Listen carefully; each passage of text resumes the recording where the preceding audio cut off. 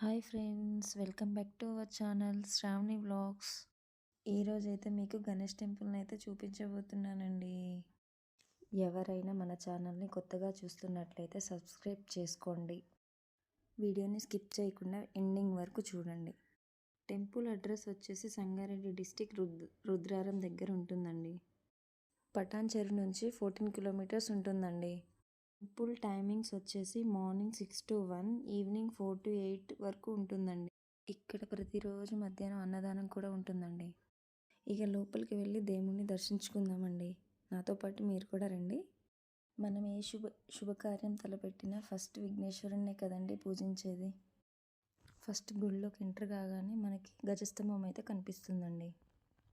First గజస్తంభాన్ని నమస్కరించుకొని తర్వాత విఘ్నేశ్వరుడి వాహనమైన మూషిక వాహనం మనకైతే దర్శనం ఇస్తుందండి. అక్కడ దర్శించుకొని గుడిలో మనం ఏ కోరిక కోరినా 100% నెరవేరుతుందండి.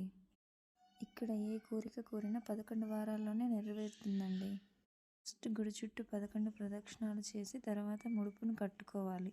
తర్వాత 11 వారాల పాటు గుడి చుట్టూ 108 ప్రదక్షిణాలు అయితే చేయాలి. కొంతమందికి 11 వారాలు కాకముందే కోరిన కోరికలు నెరవేరాయంటండి. ఇక్కడ స్వామివారు సింధూర వర్ణంలో దర్శనమిస్తారు. ఇదే ఇక్కడే ప్రత్యేకత. ఫస్ట్లో స్వామివారు 2 అడుగులు ఉన్నారంటండి, ఇప్పుడు 4 అడుగులు ఉన్నారు. ప్రతి సంకటహర చతుర్థికి స్వామివారిలో మార్పు వస్తుందంటండి. ఇక్కడ స్వామివారు విభిన్న రూపాల్లో మనకి దర్శనమిస్తారండి. ఇక్కడే అండి ముడుపు కట్టుకునేది.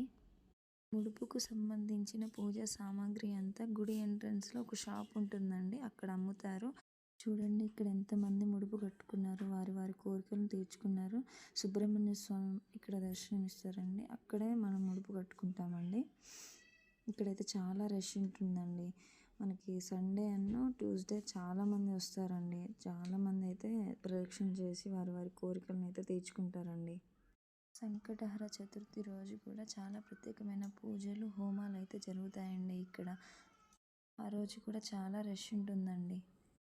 ముడుపులు కట్టిన ప్రదేశం పక్కనే నవగ్రహ దేవతలు అయితే మనకి దర్శనం ఇస్తారండి. ఇక్కడ నవగ్రహాలకు కూడా ప్రత్యేక పూజలు, శని దోషాలు అలాంటి పూజలు కూడా నిర్వహిస్తారండి. తెల్లవారుజామునే ఉంటుందండి ఆ పూజలన్నీ కూడా. చాలా ప్రత్యేకంగా అయితే చేస్తారండి. ఇక్కడ మీరు నవగ్రహ దేవతలకు పూజ చేయించుకోవాలనుకుంటే ముందుగానే అయ్యగారిని అయితే కన్సల్ట్ అవ్వండి. మనకి ఇక్కడ విఘ్నేశ్వరుడితో పాటు శివుడు, పార్వతి, సుబ్రహ్మణ్య స్వామి, పంచముఖ ఆంజనేయ స్వామి కూడా దర్శనమిస్తారండి. ఇక్కడ దగ్గరలో ఉన్నవారు ఎవరైనా సరే ఖచ్చితంగా ఒక్కసారైనా ఈ టెంపుల్ని విజిట్ చేసి ఉంటారండి. అంత పవర్ఫుల్ అండి ఈ టెంపుల్ అయితే. మీరు కూడా వచ్చి ఆ స్వామివారిని దర్శించుకొని మీ కోరికలను నెరవేర్చుకోవాలని నేను మనస్ఫూర్తిగా కోరుకుంటున్నానండి. అంతే అండి ఈరోజు మన blog. Please like and share and subscribe the Sravani vlogs.